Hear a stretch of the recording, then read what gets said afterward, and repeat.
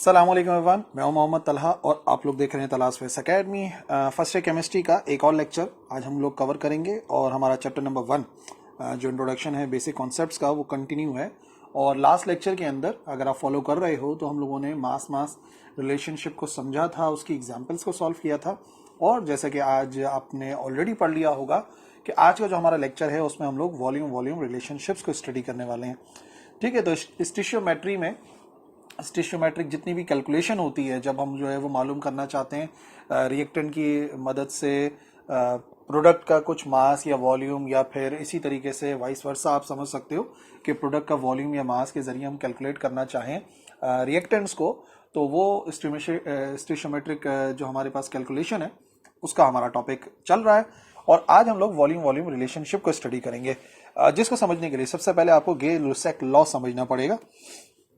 इस लॉ से आपको जो है वो बात समझ में आएगी। ये लॉ स्टेट करता है कि जितनी भी गैसेस हैं वो रिएक्ट करती हैं ratio of small whole numbers में। ठीक है ना, कुछ होल नंबर्स होते हैं जो कि वॉल्यूम के होते हैं, होल नंबर्स, उसमें जो है वो रिएक्ट करते हैं अगर सिमिलर कंडीशंस हो टेम्परेचर की और प्रेशर की। ठीक है ना, तो मैं लिख भी देता हूं ताकि आपको समझ में आ जाए क्या है ये law. Gases react in the ratio of small whole numbers। और ये जो स्मॉल नंबर्स हैं, स्मॉल होल नंबर्स हैं, ये हैं by volume, but it is only in similar conditions of temperature and pressure. अगर टेम्परेचर और प्रेशर सेम हो तो याद रखिए हमेशा जो गैसेस हैं वो small ratio of whole numbers जो हैं उनमें जो है वो रिएक्ट करती हैं। क्या मतलब है, इस बात को समझने के लिए एक एग्जांपल बताता हूं मैं आपको कि किस तरीके से एक हाइड्रोजन सल्फाइड जो है वो ऑक्सीजन की मौजूदगी में जलती है, बर्न होती है। तो उसके लिए वो गवर्न करती है इस इक्वेशन के जरिए ना। 2 मोल्स ऑफ H2S रिएक्ट करते हैं 3 मोल्स ऑफ ऑक्सीजन के साथ, यानी कि ऑक्सीजन की मौजूदगी में ये काम होता है। तो वेपर्स बनते हैं और वेपर्स के जो है वो 2 वॉल्यूम्स बनते हैं और इसी तरीके से हाइड्रोजन सल्फाइड बनती है और वो भी होती है इन 2। तो अब जो बात मैं कह रहा हूं, ये जो लॉ समझाना चाह रहा है वो ये है कि भाई अगर 2 वॉल्यूम होंगे H2S के तो वो रिएक्ट करेंगे 3 वॉल्यूम ऑफ ऑक्सीजन के साथ, और नतीजे में क्या बनेगा, जो वेपर्स बनेंगे, वाटर वेपर्स बनेंगे, उनके 2 वॉल्यूम होंगे, और जो हाइड्रोजन सल्फाइड बनेगी वो बनेगी यहां पर 2 वॉल्यूम में। यानी कि ये जो रेशोज हैं ये रेशोज सेम रहते हैं अगर सिमिलर कंडीशन ऑफ टेम्परेचर और प्रेशर हो तो। ठीक है जी, अब एक बात और रिवाइज करते चलें जो कि ऑलरेडी हम लोग मोल के टॉपिक में कवर कर चुके हैं कि हमें मालूम है कि जो एक मोल है, जो मेन बात समझने वाली है वो ये है कि अगर एक मोल है, 1 mole of any gas at standard temperature and pressure occupies, ये अहम बात है ना, a volume of 22.4 decimetre cube. ठीक है, कोई भी गैस होगी अगर तो वो स्टैंडर्ड टेम्परेचर और प्रेशर पर है तो उस गैस का जो एक मोल है वो जो वॉल्यूम ऑक्यूपाई करता है वो होता है 22.4 डेसीमीटर क्यूब।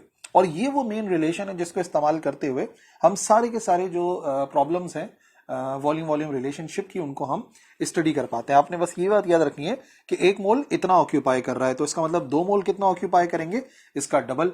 10 मोल कितना ऑक्यूपाई करेंगे, इसका 10 टाइम्स, यानी कि 22.4 का 10 टाइम्स वॉल्यूम ऑक्यूपाई करेंगे 10 मोल। तो बस आपने इस बात को ध्यान में रखना है कि एक मोल इतनी जगह गिर रहा है तो 2 मोल इसका डबल, 3 मोल इसका 3 गुना, इस तरीके से वॉल्यूम ऑक्यूपाई करेगा। तो अभी जो हम लोग एग्जांपल सॉल्व करेंगे उससे आप देखोगे कि आपको जो है वो क्लियर बात समझ में आ जाएगी।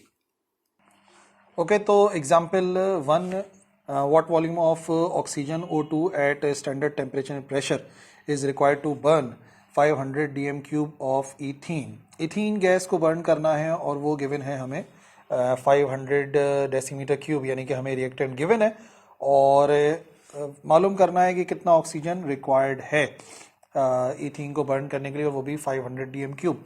और इसी के साथ साथ आखिर में जब कार्बन डाइऑक्साइड फॉर्म होगा तो उसका क्या वॉल्यूम होगा ये भी हमें फाइंड करना है। तो असल में सारी बात यह है, पहले रिएक्शन देख लो फिर मैं आपको समझाता हूँ। इसके सोल्यूशन के अंदर जो रिएक्शन है उसके अंदर सबसे पहले हमारे पास इथीन गैस आ रही है और वो जो है रिएक्ट करती है ऑक्सीजन के साथ, बन रहा है कार्बन डाइऑक्साइड और वाटर। ठीक है, और इक्वेशन को बैलेंस करेंगे ताकि पता हो कितना वॉल्यूम किस चीज़ का है। तो अगर यहाँ पर देखा जाए तो हमें सबसे पहले 2 कार्बन, तो ये करने पड़ेंगे हमें 2 कार्बन। ठीक है, 2 कार्बन हो गए, ऑक्सीजन हो गए 4 और 1 5, तो ऑक्सीजन यहाँ पर 3, तो ये हो गए हमारे पास पूरे 3 ऑक्सीजन हो गए, 2 कार्बन डाइऑक्साइड और सिर्फ यहाँ पे फर्क आ गया, वाटर हो जाएगा 2H2O। तो अब क्या बात समझ में आई, क्या लॉजिक समझ में आई? एक वॉल्यूम है किस चीज़ का? एक वॉल्यूम है हमारे पास एथीन गैस का, 3 वॉल्यूम है हमारे पास ऑक्सीजन के, और वो बना रहे हैं 2 वॉल्यूम ऑफ कार्बन डाइऑक्साइड, और ये बना रहे हैं 2 वॉल्यूम ऑफ वाटर वेपर्स। ठीक है, और एक और बात जो याद रखनी थी, मैंने भी बताया था 22.4 से अगर बात को समझोगे तो इसका मतलब इसका वॉल्यूम जो है वो 22.4 है, इसका वॉल्यूम जो है वो 3 इंटू 22.4 है, यानी कि रेशो सेम रहेगा। सारी बात समझने वाली ये है कि रेशो जो है वो सेम रहता है, और यहाँ पर भी आ जाएगा 2 इंटू 22.4, रेशो सेम रहेगा। चाहे आप इस तरीके से समझ लो वॉल्यूम वाइज, या फिर आप इस तरीके से पूरे कैलकुलेशन कर लो। तो अगर ये इसी लॉजिक को इस्तेमाल करते हुए मैं आपको समझाऊं तो सबसे पहली बात 1 डीएम क्यूब जो है वो अगर इथीन गैस का है, ऑफ इथीन गैस, तो वो कितना उसको चाहिए, रिक्वायर्स रिएक्शन के मुताबिक उसको ऑक्सीजन कितनी चाहिए, ऑक्सीजन का 3 वॉल्यूम चाहिए, यानी कि 3 DM cube of oxygen required है। लेकिन हमें 500 गिवन है तो सीधा सीधा 500 दोनों तरफ से मल्टीप्लाई कर देते हैं, बात समझ में आ जाएगी। ये हो गया 500 DM cube of ethene requires, अब कितना हो जाएगा, ये हो जाएगा 3 डीएम क्यूब इंटू 500। ठीक है ना, समझ लो इधर 500 आ गया, दोनों तरफ हमने मल्टीप्लाई कर दिया, तो 3 इंटू 500 ये कितना हो गया, ये हो गया 1500 डीएम क्यूब ऑफ ऑक्सीजन। तो पहली जो चीज़ मालूम करनी थी ऑक्सीजन वाली वो हमें पता लग गया, व्हाट वॉल्यूम ऑफ ऑक्सीजन, और फिर कार्बन डाइऑक्साइड कितना प्रोड्यूस होगा। तो यही बात जो है वो यहाँ पे अगेन रिवाइज हो जाएगी। इस तरीके से कर देता हूँ, थोड़ा सा आपको लिखा हुआ भी नजर आता रहे। अब हम बात कर रहे हैं फॉर कार्बन डाइऑक्साइड, तो देखो अगेन 1 डीएम क्यूब है अगर ऑफ इथीन, अगर हमारे पास इथीन का 1 डीएम क्यूब है तो वो कितना प्रोड्यूस कर रहा है, प्रोड्यूसेस 2, ये लिखा हुआ है कार्बन डाइऑक्साइड के साथ 2, तो 2 डीएम क्यूब बनाता है ये कार्बन डाइऑक्साइड का। अब अगेन हमें गिवन है 500, तो हम क्या करेंगे, हम दोनों तरफ 500 को मल्टीप्लाई करेंगे, तो इसका मतलब therefore 500 DM cube of ethene क्या बनाएंगे, वो बनाएंगे 2 DM cube multiply by 500 of carbon dioxide, it means वो बनाएंगे 1000 DM cube of carbon dioxide. ठीक है ना, तो ज्यादा कोई लॉजिक नहीं है, बस यही बात समझनी है कि जो रेशो है ना वो इक्वल रहता है। तो पहला आंसर हमारे पास ये था और दूसरा आंसर हमारे पास आ गया ये वाला, कार्बन डाइऑक्साइड मालूम कर ली। ठीक है, अब थोड़ा सा फर्क भी हो सकता है सवाल के अंदर, तो एक और एग्जाम्पल है उसको भी डिस्कस कर लेते हैं। ये आ गई हमारे पास second example, hydrogen sulphide burn हो रही है ऑक्सीजन में अकॉर्डिंग टू द इक्वेशन। तो पहले इक्वेशन लिख दें, इक्वेशन होती है H2S plus oxygen in the presence of oxygen, और हमारे पास बनता है वाटर वेपर्स और उसी के साथ हाइड्रोजन डाइऑक्साइड। तो बैलेंस कर लो पहले, बैलेंसिंग तो खैर आपको प्रैक्टिस होनी चाहिए लाजमी तौर पर। ये हो जाएगा हमारे पास 3, ये हो गया हमारे पास 2H2O, और ये भी हो जाएगा 2. ठीक है, तो ये हमारे पास इक्वेशन आ गई है जिस इक्वेशन के तहत हाइड्रोजन सल्फाइड जो है वो बर्न होता है in oxygen. Calculate the volume of oxygen at STP, oxygen का वॉल्यूम कैलकुलेट करना है और हम चाहते हैं कि 900 डीएम क्यूब H2S का हम बर्न करें, और इसी तरीके से फिर हमें हाइड्रोजन डाइऑक्साइड का भी मालूम करना है। तो इसी तरीके से 2 पार्ट हैं, 1 बाय 1 उसको सॉल्व कर लेंगे, इजी है बहुत। सबसे पहली बात, H2S के कितने वॉल्यूम हैं, 2 वॉल्यूम हैं ऑफ H2S, और गैस, और उनको चाहिए रिक्वायर्स कितना 3 dm³ ऑफ ऑक्सीजन, ठीक है ना, 2 को चाहिए 3, तो ये हो गया हमारे पास 2 volume of H2S gas requires 3 dm³ of oxygen. इसका मतलब क्या बना, इसका मतलब सबसे पहले अगर मैं एक वॉल्यूम मालूम करना चाह रहा हूँ तो एक वॉल्यूम के लिए 2 इधर मल्टीप्लाई हो रहा है, दूसरी तरफ समझ लो डिवाइड हो जाएगा, तो इसका मतलब कितना चाहिए उसको चाहिए 3/2 dm³ ऑफ ऑक्सीजन।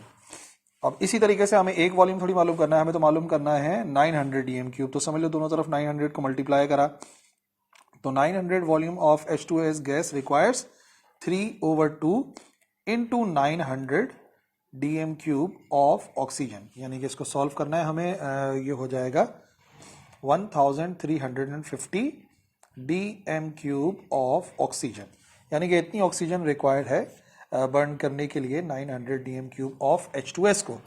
और सेकेंड पार्ट में हमें क्या क्या फाइंड करना है, सेकेंड पार्ट में हमें फाइंड करना है SO2, तो SO2 को भी इसी तरीके से कैलकुलेट कर लेंगे, इजी है। 2 dm³ हमें चाहिए, किसका, ये आ गए 2 dm³, ठीक है, नजर आ गए H2S के जो बना रहे हैं 2 dm³ ऑफ SO2, ये भी 2 है, ये भी 2 है, तो हम कर लेंगे 2 dm³ ऑफ, क्या वैल्यू है,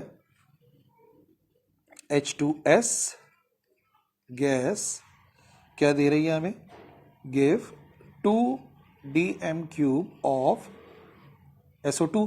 इसका मतलब क्या हो गया, सीधा सीधा एक होता तो क्या होता, 1 of H2S gas gives 1 dm³ of SO2, और फाइनली क्योंकि हमें मालूम करना है देयरफॉर 900 dm³ का, तो 900 dm³ of H2S gas give 900 dm³ of SO2। इसका मतलब फाइनल आंसर हमारे पास क्या हो गया, 900 dm³ ऑफ SO2। ठीक है जी, 2 आंसर्स रिक्वायर्ड थे, दोनों आ गए। तो ये जो पूरी लॉजिक है जो मैंने दोनों एग्जाम्पल में समझाई, यही है वॉल्यूम रिलेशनशिप, जिसके जरिए आप जो है वो रिएक्टेंट के वॉल्यूम से प्रोडक्ट का वॉल्यूम, प्रोडक्ट के वॉल्यूम से रिएक्टेंट का वॉल्यूम मालूम कर सकते हैं, और नहायत ही आसान है। कोई कंफ्यूजन है तो बिल्कुल आप बताना, कमेंट सेक्शन में लिखना, I will reply. That's all for today, Allah Hafiz.